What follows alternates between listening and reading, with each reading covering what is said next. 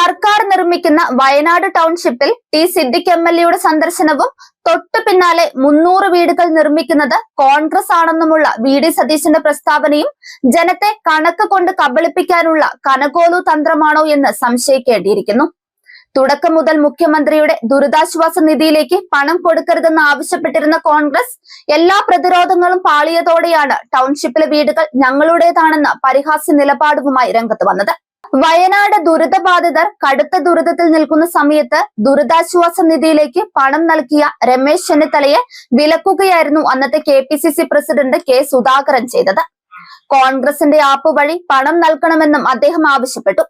എന്നാൽ ഈ ആവശ്യം തള്ളിയ രമേശ് ചെന്നിത്തല 2024 ഓഗസ്റ്റ് 6-ന് ഫേസ്ബുക്കിൽ പോസ്റ്റുമിട്ടു. കഴിയാവുന്നവരെല്ലാം പണം നൽകണമെന്ന് അഭ്യർത്ഥിക്കുകയും ചെയ്തു. ഒപ്പം രാഹുൽ ഗാന്ധിയുടെ നേതൃത്വത്തിൽ 100 വീടുകൾ നിർമ്മിക്കുമെന്നും അദ്ദേഹം പറഞ്ഞു. കഴിഞ്ഞ ദിവസം ടൗൺഷിപ്പ് സന്ദർശിച്ച ടി സിദ്ദിഖ് അടക്കമുള്ളവർ പണം നൽകിയിട്ടില്ല. കോൺഗ്രസിലെ 4 MLA-മാർ മാത്രമാണ് പണം കൊടുത്തത്.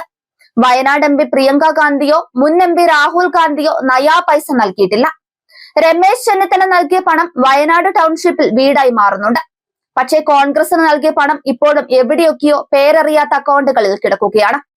അതിനുശേഷം ഷാഫി പറമ്പിൽ, രാഹുൽ മാങ്കൂട്ടം എന്നിവർ ചേർന്ന് ദുരിതാശ്വാസ നിധിക്കെതിരെ വലിയ പ്രചാരണം നടത്തി.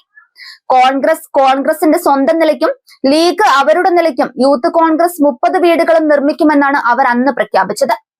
DYFI 25 വീട് നിർമ്മിക്കുമെന്ന് പറഞ്ഞപ്പോഴായിരുന്നു രാഹുൽ മാങ്കൂട്ടത്തിലിന്റെ പ്രഖ്യാപനമായി 30 വീടുകളുടെ കണക്ക് വന്നത്. 2024 ഓഗസ്റ്റ് 3-നായിരുന്നു ഇത്. പിന്നീട് വീട് കൊടുക്കാമെന്ന് പറഞ്ഞവരെ വിളിച്ച് മുഖ്യമന്ത്രി യോഗം നടത്തിയപ്പോൾ അതിൽ യൂത്ത് കോൺഗ്രസിന്റെയും പ്രതിനിധികൾ പങ്കെടുത്തില്ല. 30 മുതൽ 50 വീടുകൾ വരെ സംഭാവന ചെയ്യാമെന്ന് പറഞ്ഞവരെയായിരുന്നു വിളിച്ചത്. അന്ന് 30 ലക്ഷം വീടിന് ചെലവാകുമെന്നാണ് മുഖ്യമന്ത്രി പറഞ്ഞത്. അതുവരെ എല്ലാവരും വിചാരിച്ചത് 4-5 ലക്ഷം രൂപയ്ക്ക് വീട് നിർമ്മിക്കാമെന്നാണ്. അത് നിരവധി സംഘടനകളെ നിരാശരാക്കി. എങ്കിലും പറ്റുന്നത് കൊടുക്കുകയെന്ന നിലപാടിലേക്ക് അവർ മാറി. അതിന്റെ ഭാഗമായി സ്വന്തമായി വീട് നിർമ്മാണത്തിൽ നിന്ന് മാറി DYFI 20 കോടി രൂപ കൊടുത്തു. ഇപ്പോൾ വി.ഡി. സതീശൻ പറയുന്ന 300 വീടുകളുടെ കണക്കിൽപ്പെടുന്ന 100 വീടുകൾ നിർമ്മിക്കുന്നത് DYFI നൽകുന്ന പണം കൊണ്ടാണ്. യൂത്ത് കോൺഗ്രസ് എത്ര പിരിച്ചെന്നതിന് ഇപ്പോഴും കൃത്യമായ കണക്കില്ല. പിടിപ്പുകേടിൽ നിന്ന് രക്ഷപ്പെടാൻ പിന്നീട് കോൺഗ്രസ് നേതാക്കൾ നുണകളുടെ പ്രളയമാണ് കെട്ടഴിച്ചുവിട്ടത്. സർക്കാരിനോട് ഭൂമി ചോദിച്ചിട്ട് നൽകിയില്ലെന്നായിരുന്നു ഷാഫി പറമ്പിൽ പറഞ്ഞത്. എന്നാൽ ഭൂമി ആവശ്യപ്പെട്ടുകൊണ്ട് സർക്കാരിന് നൽകിയ കത്ത് എവിടെയെന്ന് മന്ത്രി K. രാജൻ ചോദിച്ചതോടെ ആ വാദവും പൊളിഞ്ഞു. സർക്കാർ തന്നെ പണം കൊടുത്താണ് എൽസ്റ്റൺ എസ്റ്റേറ്റ് വാങ്ങിയത്. പിന്നെങ്ങനെ മറ്റുള്ളവർക്ക് സൗജന്യമായി നൽകാൻ കഴിയുമെന്ന ചോദ്യവും അദ്ദേഹം മുന്നോട്ട് വെച്ചു. ഭൂമി കിട്ടില്ലെന്ന വിവരം 3 മാസം മുമ്പാണ് സർക്കാർ പറഞ്ഞതെന്ന മറ്റൊരു കള്ളമാണ് ഇപ്പോൾ സതീശൻ ആവർത്തിക്കുന്നത്. ഭൂമി കിട്ടില്ലെന്ന വിവരം സർക്കാരിന്റെ ആദ്യഘട്ട ചർച്ചകളിൽ തന്നെ എല്ലാ സംഘടനകൾക്കും സന്നദ്ധ പ്രവർത്തകർക്കും വ്യക്തമായതാണ്.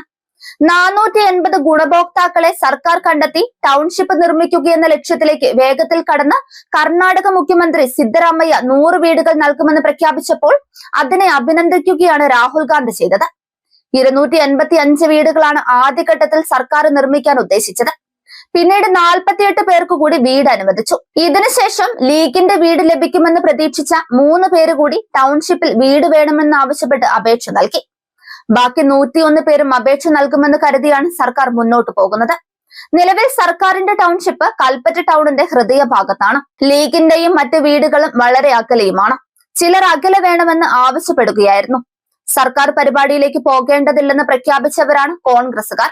കോൺഗ്രസിലേക്ക് ഫണ്ട് വരുമെന്നും അത് വെച്ച് കോൺഗ്രസ് വീട് വെക്കുമെന്നും സർക്കാർ വഞ്ചിക്കുകയാണെന്നുമായിരുന്നു വ്യാപക പ്രചാരണം. പിന്നീട് 2025 മാർച്ച് 27-ന് സർക്കാരിന്റെ ടൗൺഷിപ്പിനൊപ്പം കോൺഗ്രസിന്റെ വീടുകളും ഉയരുമെന്നും വി.ഡി. സതീശൻ പറഞ്ഞു. തമിഴ്നാട് ജമാഅത്ത് ഉലമ 14 വീടുകളും, പോലീസ് യൂണിയൻ 3 വീടുകളും, വർക്ക്ഷോപ്പ് യൂണിയൻ 6 വീടുകളും, ഫിലോകാലിയ 10 വീടുകളും കൈമാറി. ലീഗിന്റെ വീടുകൾ പണി നടക്കുന്നെന്ന് പറയുന്നു. എന്നാൽ കോൺഗ്രസിന്റെ വീടുകൾ എവിടെയെന്ന് പറയാൻ കഴിയാതെ തടി തപ്പുകയാണ് സതീശൻ ചെയ്തത്. സർക്കാർ വീടുകൾ നിശ്ചയിച്ചത് ദുരന്ത ബാധിതരുടെ പട്ടിക തയ്യാറാക്കിയാണ്. നിലവിൽ വീട് ആവശ്യപ്പെടാൻ സാധ്യതയുള്ളവരെ കൂടി സർക്കാർ ഉൾപ്പെടുത്തുകയാണെങ്കിൽ കോൺഗ്രസ് നിർമ്മിക്കുന്ന 100 വീട് ആർക്ക് കൈമാറുമെന്ന ചോദ്യവും ബാക്കിയാകുന്നുണ്ട്. ആരാണ് ഗുണഭോക്താക്കൾ എന്നറിയാതെ കെട്ടിപ്പൊക്കുന്ന വീടുകൾ അനാഥ പ്രേതങ്ങളായി മാറിയേക്കാമെന്ന ആശങ്കയും ചിലർ മുന്നോട്ട് വെക്കുന്നുണ്ട്.